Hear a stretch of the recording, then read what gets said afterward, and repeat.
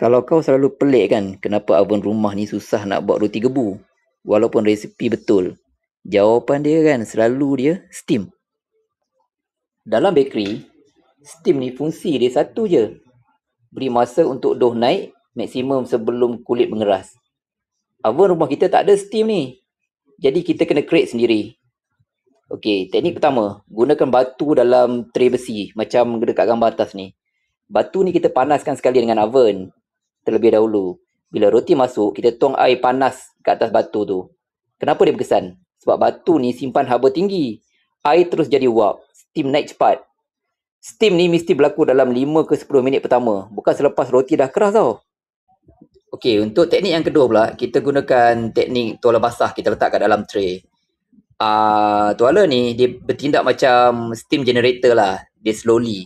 Dia lepaskan uap tu secara konsisten. Oven apa yang sesuai? Selalunya oven yang kecil lah ataupun yang kalau kita nak bake lama sikit.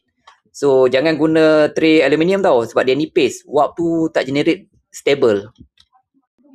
Okey, untuk teknik ketiga ni kita gunakan cast iron. Kita tuang air dalam cast iron pan lah selalunya.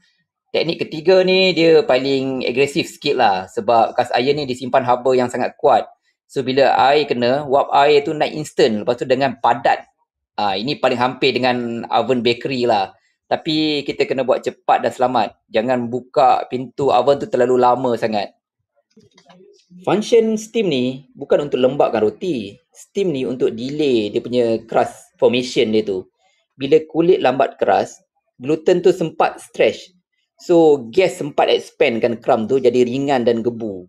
Sebab tu resepi sama, hasil boleh berbeza. Oven behavior dia tak sama tau. Next part, kita akan tunjukkan bila masa nak stopkan steam supaya kulit roti cantik dan rangup. Nak tak?